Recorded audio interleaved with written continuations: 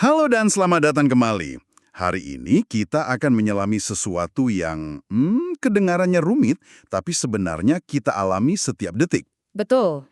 Ilmu kognitif, atau gampangnya ilmu tentang cara kerja pikiran kita. Ya, Sumber kita kali ini buku The Blind Spot. Dan argumennya ini cukup menohok loh. Katanya sains modern itu sering banget melupakan satu hal paling penting. apa itu? Pengalaman kita sebagai manusia. Nah, ini dia. Ini langsung membawa kita ke sebuah paradoks yang aneh kan? Gimana itu? Dalam ilmu yang mempelajari pikiran, gimana bisa kita justru mengabaikan si pemikirnya? Wah, bener juga ya. Ini tantangan unik. Kalau di fisika, kita bisa amati planet dari jauh. Di biologi, kita taruh sel di bawah mikroskop. Tapi di ilmu kognitif, Pengamat dan yang diamati itu satu. Kita nggak bisa keluar dari persamaan. persis. Nah, itu dia intinya. Dan dari sinilah kita akan berangkat. Kita akan coba bongkar kenapa AI yang katanya super canggih sekalipun ternyata masih kelabakan meniru pemahaman anak kecil. Misi kita hari ini adalah mengupas tuntas apa yang oleh sumber ini disebut titik buta komputasional. Istilah yang menarik. Sebuah asumsi tersembunyi yang ternyata sangat mempengaruhi cara kita melihat kecerdasan, baik itu kecerdasan mesin maupun kecerdasan kita sendiri. Oke, untuk mulai, ada satu cerita dari filsuf Daniel Dennett yang menurut saya pas banget buat menggambarkan inti masalahnya. Oke. Bayangkan, ada robot super cerdas, kita sebut aja R1. Tugasnya simple, ambil baterai buat dirinya sendiri. Oke. R1 ini lihat baterai yang dia cari ada di atas sebuah gerobak. Tapi di gerobak yang sama, ada juga bom waktu yang lagi berdetak kencang. Kalau saya tarik gerobak, maka baterai akan ikut bergerak. Secara komputasi, ini 100% benar. Betul, tapi ya itu masalahnya. R1 dengan cerdasnya menarik gerobak itu. Dan, Dan meledak bersama bomnya. astaga, Dia berhasil hitung hubungan antara gerobak dan baterai, tapi gagal total melihat relevansi bom di sebelahnya. Dia nggak bisa membingkai situasinya dengan benar. oke. Jadi perancangnya pusing, coba lagi. Versi kedua, R2, diprogram untuk mempertimbangkan semua kemungkinan efek samping dari setiap tindakannya. Oh, ini pasti lebih parah. Jauh. Dan hasilnya kalau boleh dibilang malah lebih konyol. R2 sekarang cuma berdiri mematung di depan gerobak. Dia ngapain? Dia mulai menghitung jutaan konsekuensi yang nggak relevan. Kalau saya tarik gerobak, warna dinding nggak akan berubah. Langit-langit nggak akan runtuh. Posisi Jupiter nggak akan terpengaruh. Haha. Dia terus menghitung sampai... Tentu saja bomnya melegak lagi. Cerita ini lucu sekaligus bikin merinding ya. Ini ilustrasi sempurna dari apa yang di dunia AI dikenal sebagai masalah bingkai. The frame problem. Iya. Ini bukan masalah kecil, ini tantangan raksasa. Gimana caranya kita program sebuah sistem biar tahu mana info yang penting dan mana yang bisa diabaikan. Dan yang menarik di sini adalah betapa gampangnya kita, manusia, melakukan ini. Benar. Anda dan saya lihat bom, kita nggak perlu proses eliminasi jutaan hal yang nggak penting. Kita nggak mikir, oke, warna dinding nggak penting, cuaca nggak penting, oh, bom, ini penting. Nggak gitu kan? Enggak sama sekali. Kita langsung keliruan fundamental yang sering terjadi. Kita kira ini soal komputasi, soal kecepatan prosesor. Padahal sumber kita negasin, ini bukan rekening atau perhitungan, tapi judgment atau penilaian. Ini dua hal yang kelasnya beda.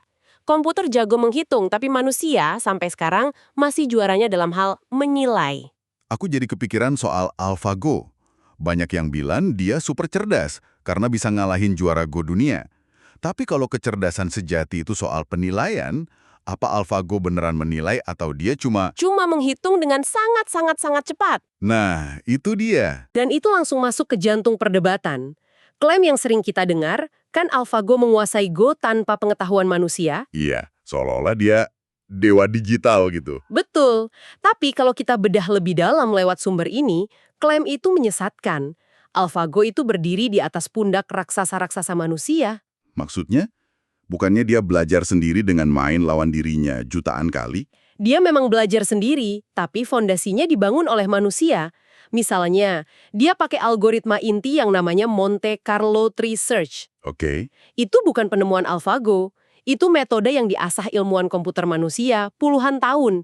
Belum lagi aturan dasar permainan Go itu sendiri, yang udah ditanamkan dari awal. Oh, jadi dia nggak mulai dari nol sama sekali. Ya, ini contoh klasik dari apa yang disebut buku itu amnesia pengalaman. Kita takjub sama hasilnya, sampai kita lupa jejak panjang pemikiran manusia di baliknya. Oke, jadi Go itu sebenarnya semacam arena bermain yang sempurna buat AI ya, karena aturannya jelas, tujuannya pasti, nggak ada abu-abu. Persis. Go itu meskipun luar biasa kompleks, adalah sebuah alam semesta yang terisolasi dan abstrak. Semua kemungkinannya bisa didefinisikan secara matematis, nggak ada ambiguitas. Oke, Sekarang coba bandingkan dengan aktivitas manusia yang kelihatannya sepele. Sumber kita kasih contoh bagus, main tebak kata. charades. Wah, benar juga. Itu kan permainan yang kacau, penuh improvisasi, dan sangat bergantung sama pemahaman budaya bersama. Betul. Gimana coba cara AI meragakan menjembatani kesenjangan? Susah banget pasti. Atau contoh lain, masak makan malam. Nggak ada satu set aturan pasti buat masakan, Anda harus improvisasi kalau ternyata garamnya habis. Hmm, Anda harus mempertimbangkan konteks sosial, ini masak buat diri sendiri sambil nonton TV, atau masak buat calon mertua yang datang pertama kali. jangan diingatkan. Saya ingat pernah panik masak buat calon mertua, dan tiba-tiba semua insting relevansi saya berubah total. Nah, kan? Bukan lagi soal apa yang cepat dan gampang, tapi apa yang paling mengesankan tanpa kelihatan terlalu berusaha.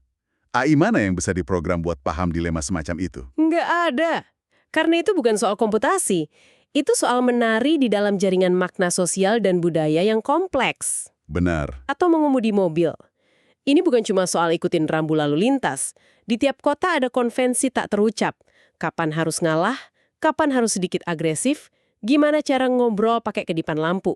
Itu semua penilaian, bukan perhitungan. Tepat. Dan ini semua ujung-ujungnya ke satu kemampuan inti manusia yang AI belum punya, bikin analogi. Benar sekali. Sumber kita mencontohkan kata jembatan. Kita bisa gampang paham jembatan sebagai struktur fisik. Ya? Tapi di kalimat berikutnya, kita bisa langsung paham frasa menjembatani kesenjangan gender. Pikiran kita lompat dari konsep fisik ke konsep sosial politik tanpa kesulitan. Sementara AI yang dilatih jutaan gambar jembatan fisik, Nggak akan pernah bisa melakukan lompatan konseptual itu. Kemampuan abstraksi dan analogi inilah inti dari kecerdasan yang fleksibel dan sejati. oke, jadi jelas, AI punya batasan fundamental. Dan ini membawa kita ke ide utama dari sumber kita. Titik buta komputasional. Betul. Ini kedengarannya teknis, tapi sepertinya ini akar dari semua kesalahpahaman kita tentang AI. Betul sekali. Ini kesalahan berpikir yang sangat mendasar. Ada dua bagian dari titik buta ini. Yang pertama disebut substitusi terselubung. Oke, apa itu? Ini terjadi saat kita, seringkali tanpa sadar, mengganti dunia nyata yang berantakan dan penuh konteks dengan sebuah model dunia yang rapi, teratur, dan terdefinisi. Kayak papan catur atau papan Go. Jadi, kita seolah-olah ngasih AI kunci jawaban tentang gimana dunia bekerja, padahal dunia nyata nggak punya kunci jawaban yang pasti. Persis, kita berasumsi dunia tersusun dari objek dan properti yang jelas. Padahal kenyataannya nggak gitu. Oke, Nah, bagian kedua dari titik buta ini yang menurut saya lebih mengkhawatirkan. apa itu? Karena AI nggak bisa beradaptasi dengan dunia kita yang kompleks, kita justru mulai membentuk ulang dunia kita agar sesuai dengan keterbatasan AI. Tuh, ini menarik. Maksudnya, kita menyederhanakan dunia untuk mesin, bukan bikin mesin yang lebih pintar untuk dunia kita. Tepat. Ada contohnya? Contoh paling gamblang, mobil otonom. Cita-cita awalnya kan mobil yang bisa kita lepas di tengah macetnya Jakarta, terus dia nyetir sendiri dengan aman. Iya, itu kan impiannya. Tapi apa yang terjadi dalam prakteknya? Kita menciptakan area geofenced, zona geografis terbatas, di mana mobil itu bisa beroperasi. Oh, Kita lengkapi jalanan dengan sensor canggih, peta digital super detail, komunikasi konstan ke pusat data. wah benar juga. Jadi, kita bukan bikin mobil pintar yang bisa menaklukkan jalanan liar, kita justru menjinakkan jalanannya dulu, biar mobil yang nggak sepintar itu bisa lewat. Tepat sekali.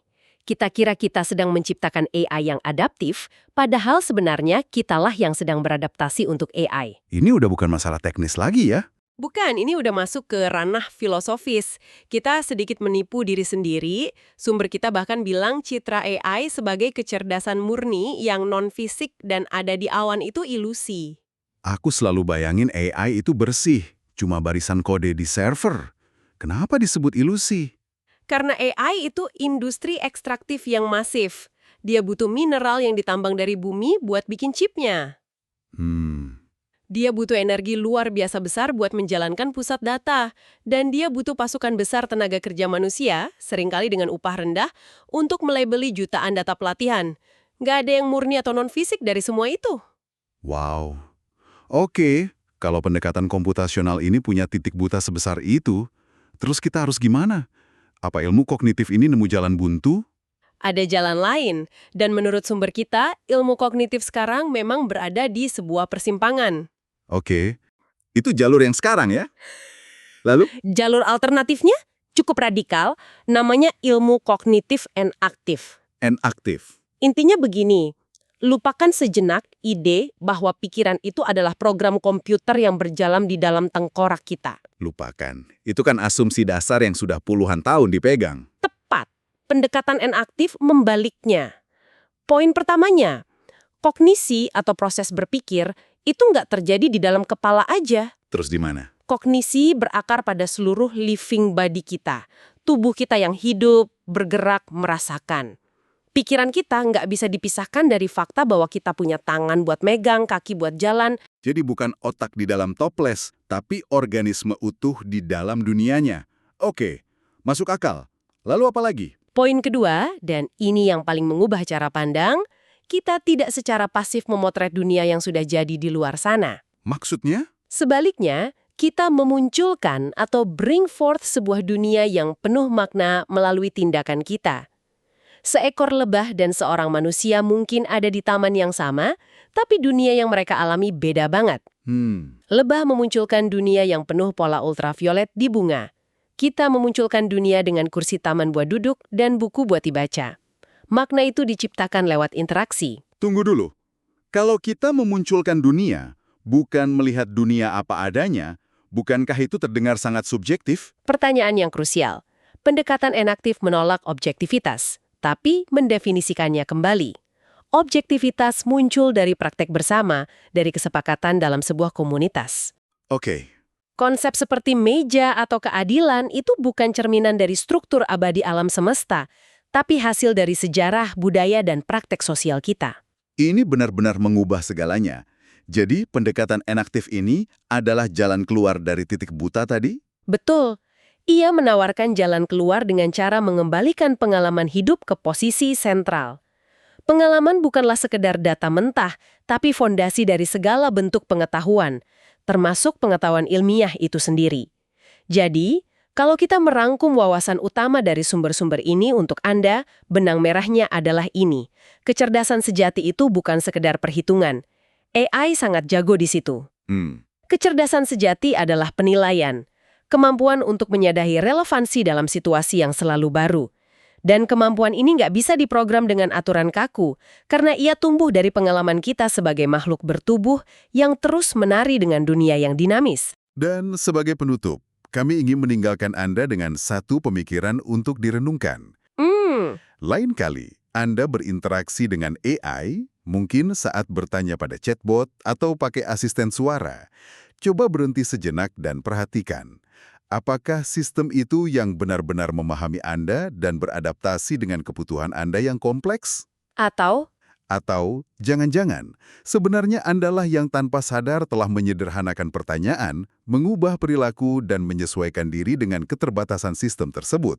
Pertanyaannya jadi, siapa yang sebenarnya beradaptasi dengan siapa?